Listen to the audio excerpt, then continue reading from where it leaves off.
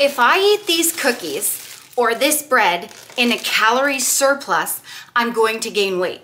If I eat these cookies or this bread in a calorie deficit, I'm going to lose weight.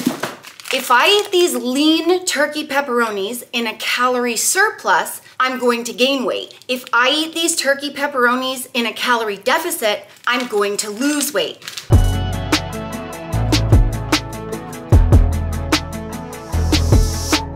I used to weigh 275 pounds. The toxic belief that was keeping me fat was this, that carbs, bread, and sugar were making me gain weight. Why was this toxic? Because this is what would happen. Because I blamed these things for making me gain weight, whenever I would try to lose the weight, I would take it all away. And so then what would happen is I would feel restricted and deprived, start to crave these things, break down, have something, and immediately that would trigger guilt and shame for eating things that I thought were bad, that I thought were gonna cause me to gain weight. That would trigger my emotional eating. All heck would break loose, and I would then not be able to stop eating all of the things that I took away. And then that would trigger guilt, realizing what I did, then I would restrict again, and I would go in this never-ending toxic cycle because I believed that. Big problem though, I was morbidly obese. My weight was causing me serious health problems like sleep apnea, so bad that I was stopping breathing 7 times a night, and I was partially stopping breathing 84 times a night. I needed a CPAP machine to help me breathe in my sleep. And every day that I stayed at that weight, I knew I was putting my life at risk. So I knew I had to go about things a different way. And when I realized that I was looking at this belief, I seen how toxic it was, and then I learned something. There's only one rule to lose weight. You need to be in a calorie deficit, meaning you need to eat less. It's not about what you eat, it's about how much. And I was eating way too much. So carbs or meat or any food does not make you gain weight. It's eating any of these items in a surplus. Eating too much food, period, makes you gain weight. Not the type of food. The type of food does not. It's how much you eat of it. So it's calories in, calories out. If you're in a surplus, you will gain weight. If you're in a deficit, you will lose weight. So I decided to try something different, because every time I restricted carbs and sugar and things like that, it just backfired and I ended up eating way more of it. I decided to try getting into a calorie deficit by using portion control. So I chose all foods that I liked, and I chose a balance. I ate mostly like lean protein, fruit, veg, and whole grains, like whole grain bread and stuff. And I measured everything out according to the serving sizes on the packages as a guide. And because all foods were on the table and I was no longer labeling them like bad, it really helped me be consistent, because I was eating things that I liked, but less of them because I was portioning them out. And that allowed me to be consistent with what I was doing. But a lot of you often say, and the portion control helped me lose 130 pounds and keep it off for 9 years. But a lot of you often ask in the comments like, Nicole, I really want to try portion control, or I'm trying it, but I'm having a hard time staying in my portions.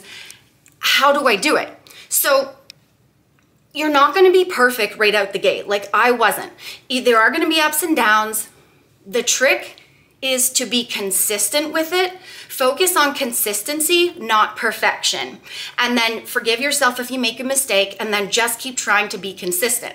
But for those that are struggling, I'm going to give you a few tips that are kind of like baby steps that help me get used to eating less so that I could eat using portion control and stick to it and lose the weight. Before I get into the tips, it doesn't matter what diet you're doing. If you're doing keto, intermittent fasting, whatever, you still have to eat in a calorie deficit. So if you're doing carnivore and you eat too much like butter, meat, and eggs, you're going to gain weight because you're in a calorie surplus. You still have to eat those foods in a calorie deficit to lose weight. So you can pick, just like I did, whatever foods you like, but you need to eat them in a calorie deficit. Number one, instead of portioning everything out right away, ease into it by eating just a few bites less at each meal. So say my dessert every night was 5 cookies. Instead of getting rid of the cookies or only doing 2 cookies, I could do 4.5 cookies. Throw the other half in the garbage or give it away so that I don't eat it, whatever, but only do 4.5. And then eventually 4. And do it slowly like that. You know, leave a couple of bites on your plate instead of eating the whole thing. And then slowly, that'll help you get used to eating a little bit less, and then portioning out your food according to the serving sizes on the packages will be a lot easier. Number 2, have the same amount of what you're eating, but switch to a low-calorie version. So this is something that really helped me. When I first started my journey, I was drinking 7 cans of regular Dr. Pepper every single day. That was almost 1,000 calories in just liquid.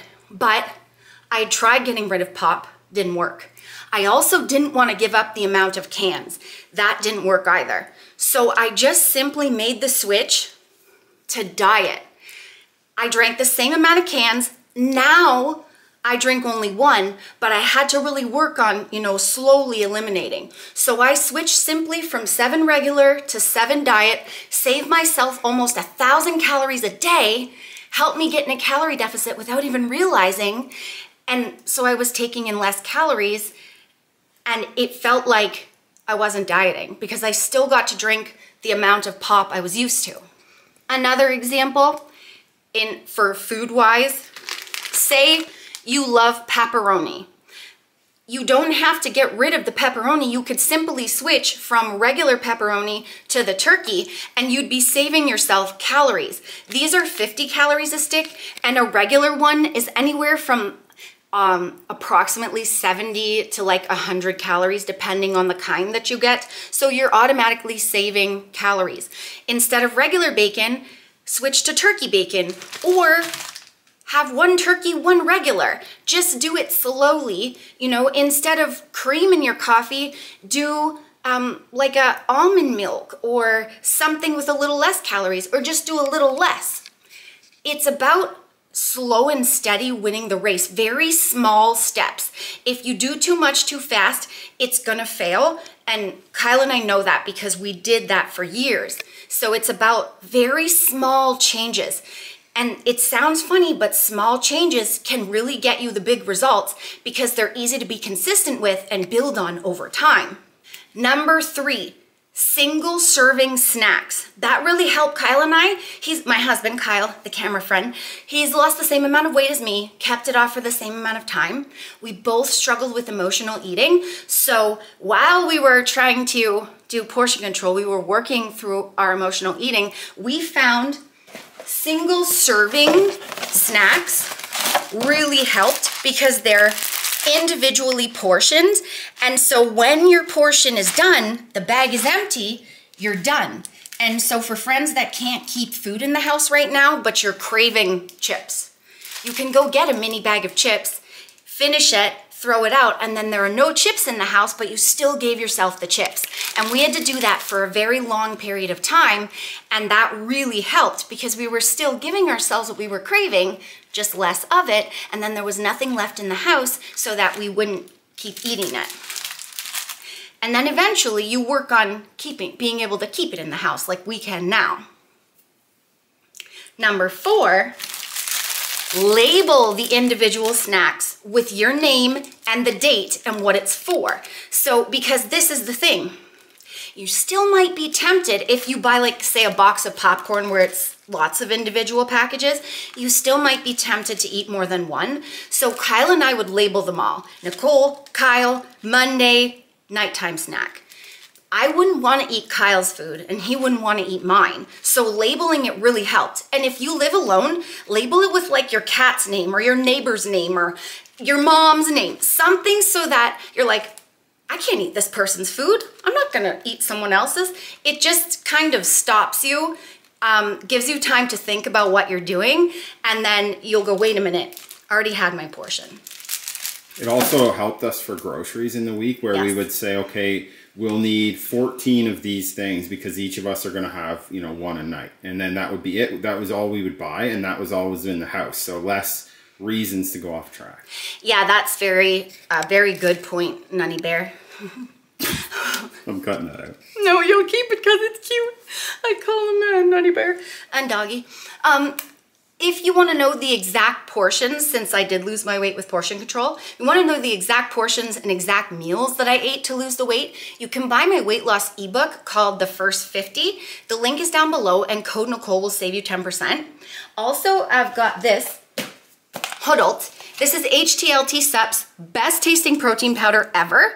And this is my favorite flavor, Luckier Marshmallow Cereal. They have a ton of flavors, but I'm a cereal girl, and this really helps with my cereal cravings. Code Nicole will save you 10%, and the link is down below for this. So for anyone new, sometimes it can be confusing. Like, people will think that you have to count calories to be in a calorie deficit. You don't.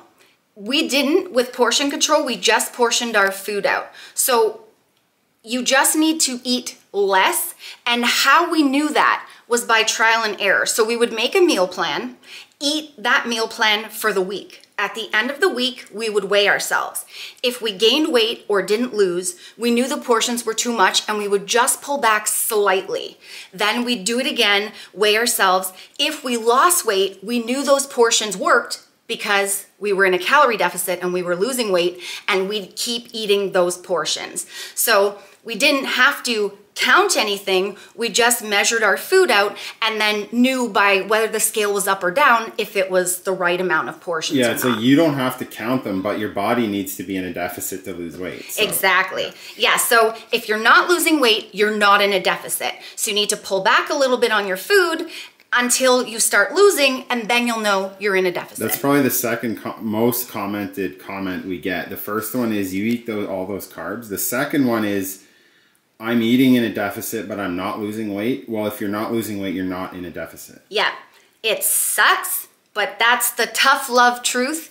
If you're not losing weight, you are not in a calorie deficit. So me and Nicole, everyone else on the planet has two choices: eat less or move more, and we choose to do a bit of both. Yes, exactly.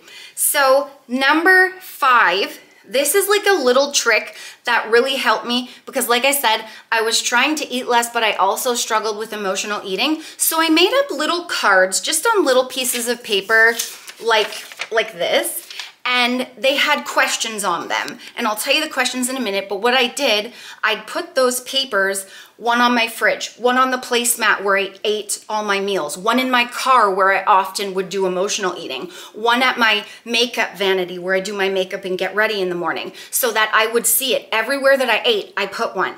And this really helped me think when I was going to eat. So what it said was, this is an example. So like before you eat, ask yourself why you were eating, because sometimes I wasn't hungry when I was eating. So the first question is, are you hungry? If it was yes, then I move here. Give yourself what you want. Is it a low calorie version? That could be. If I'm craving cookies, I don't want to go the full, I'll give a low cal cookie. If it's no, then I would move on. Okay, why are you eating? What are you feeling right now? Did something happen? Are you bored? Did you have a bad day? Go through, try to figure out why you're turning to the food. And then here, why are you engaging in negative self-talk? Because then I would start putting myself down. So all of these questions kind of stopped me and got me to think before I reached for the food.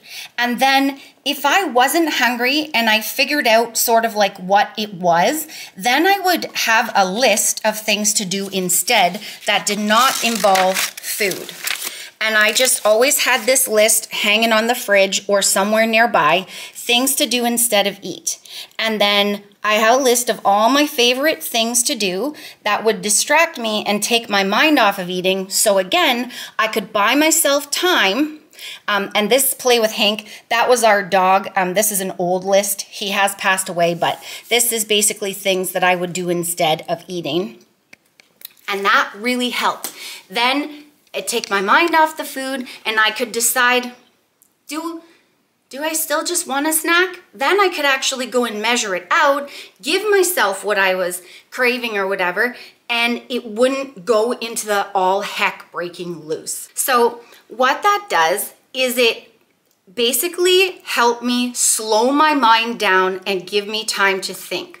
Because when that urge to eat is happening because I want to numb an emotion, or maybe I'm hungry because my diet's not great and I need to fix something or whatever it is, that urge to eat, it's very impulsive. And so it stops me before I'm grabbing stuff without thinking to go, wait a minute. Because the moment that food touches your lips, you get a dopamine hit. So then you want more and more and more. And if you've been depriving yourself, it's going to be like, blah, blah, blah, blah.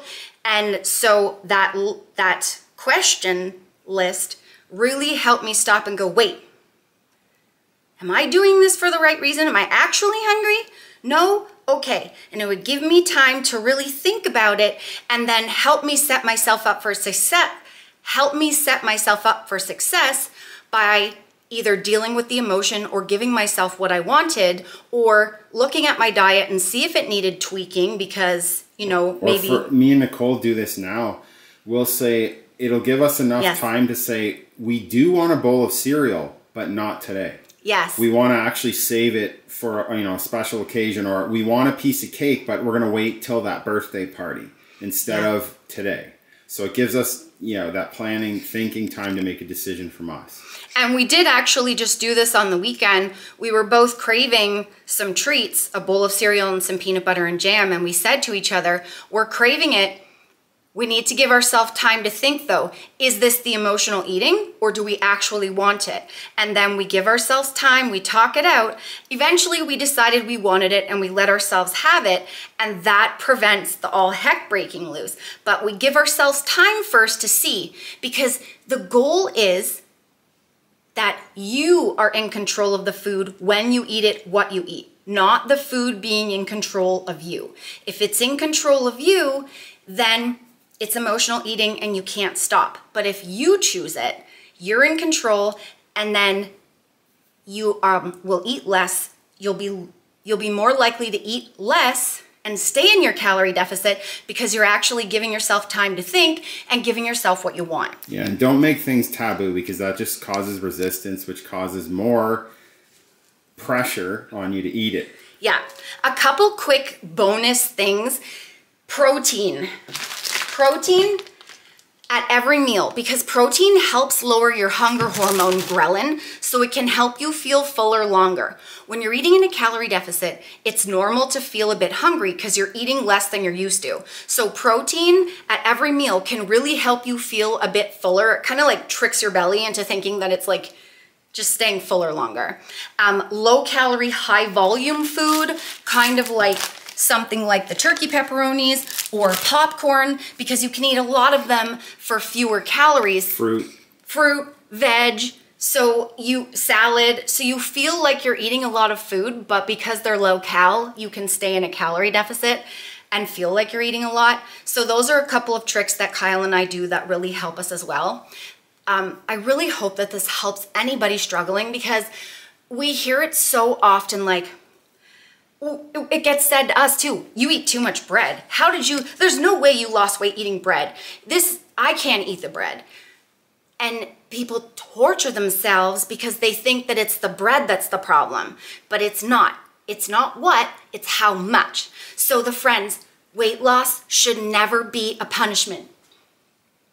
You're allowed to love what you're doing.